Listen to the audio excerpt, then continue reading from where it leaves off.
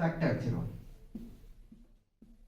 Factor theorem क्या कहता है यार? फैक्टर थ्योरम, फैक्टर थ्योरम क्या कहता है? ठीक है, यह समझना जरूरी है। फैक्टर थ्योरम कहता है, फर्स्ट पॉइंट में लेके चल रहा हूँ, ठीक है, कितना पॉइंट करवाऊंगा ये मुझे याद नहीं है, लेकिन चलो मैं देखता हूँ। फैक्टर थ्योरम कहता है कि if x minus A is a factor of px, ठीक है, क्या कह रहा है कि यदि x माइनस ए फैक्टर किसका है? px का, then polynomial of a is equal to 0, ठीक है, कह रहे यदि x माइनस ए एक फैक्टर है px का, तब p of a equal to 0 होना चाहिए, ठीक है। अब देखो यहां से ध्यान देना, x minus A equal to 0 है, ठीक है, तो जब मैं इस a को राइट पे लेके जाऊंगा ना बाबू, तो ये हो जाएगा प्लस, क्या हो जाएगा? ये प्लस, इसलिए यहां मैं प्लस लेके चलो। सेकेंड पॉइंट बनाता हूं कि if x plus A is a factor of px, then तब क्या होगा? तो प्लस है, इसको राइट में लेके जाओगे तो माइनस हो जाएगा।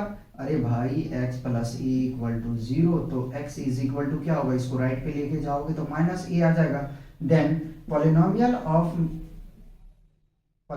Of minus A equal to 0 होना चाहिए। अगर जहां पे x है वहां पे आप माइनस ए रखोगे तो उसका वैल्यू 0 के बराबर आना चाहिए, तभी आप कह सकते हो कि x प्लस ए जो है वो फैक्टर है गिवन पॉलिनोमियल का।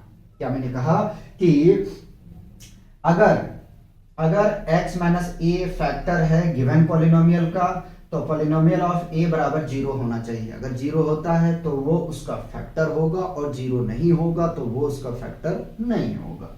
नेक्स्ट चलते हैं पॉइंट की तरफ। If ax plus B is, मैं इसको ब्रैकेट ले लेता हूं यार, if ax plus B is a factor of px, then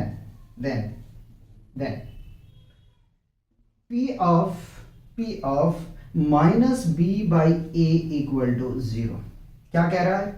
कह रहा है यदि ax प्लस बी एक फैक्टर है px का, तब p of minus B by A equal to 0 होना चाहिए, ठीक है। अगर ये पॉसिबिलिटी है तो बनेगा, नहीं तो नहीं बनेगा। जरा से यहां से समझ लो, ठीक है। हमने क्या किया?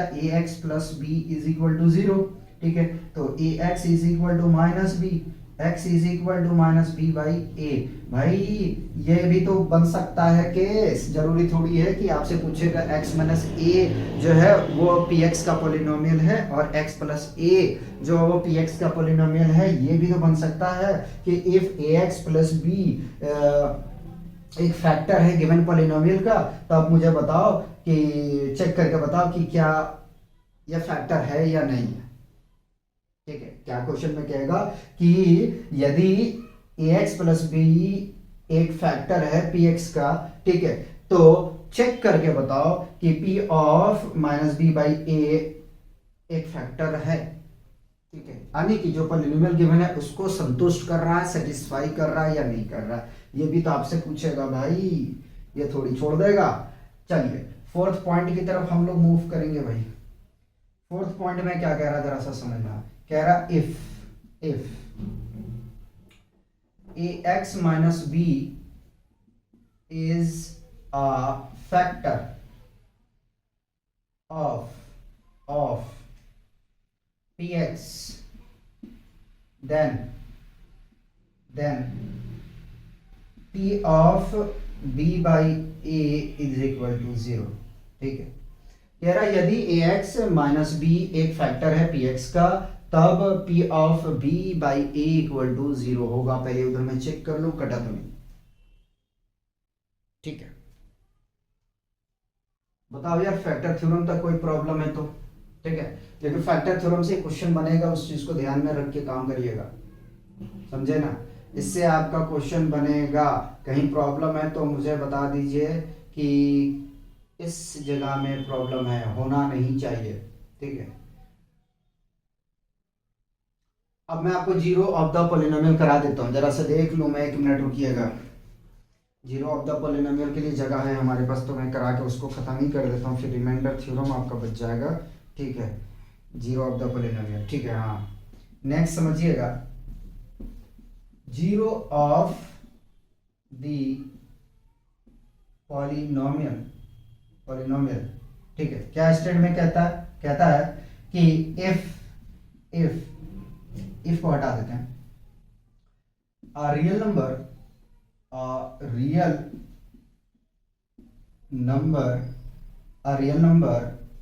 alpha of the zero of px, then p of alpha is equal to 0। ठीक है, जीरो पॉलिनोमियल में समझिएगा, ठीक है, कटना नहीं चाहिए, कट जाएगा मामला खराब हो जाएगा, चल जाएगा भाई। क्या कह रहा है, जीरो ऑफ द पॉलिनोमियल में, जीरो ऑफ द पॉलिनोमियल में कहता है कि अल्फा जो है एक रियल नंबर है जो जीरो है किसका, पी एक्स का, ठीक है। तब p of alpha equal to 0 होना चाहिए या 0 होगा, ठीक है, 0 होगा। बताइए यहां तक कोई कंफ्यूजन है? तो अगर कंफ्यूजन नहीं है तो नेक्स्ट लेक्चर में हम लोग डिस्कस करेंगे क्या, इस पे बेस्ड प्रॉब्लम को। तब तक आप लोग एंजॉय कीजिए और पढ़ते रहिए। मिलते हैं नेक्स्ट लेक्चर में।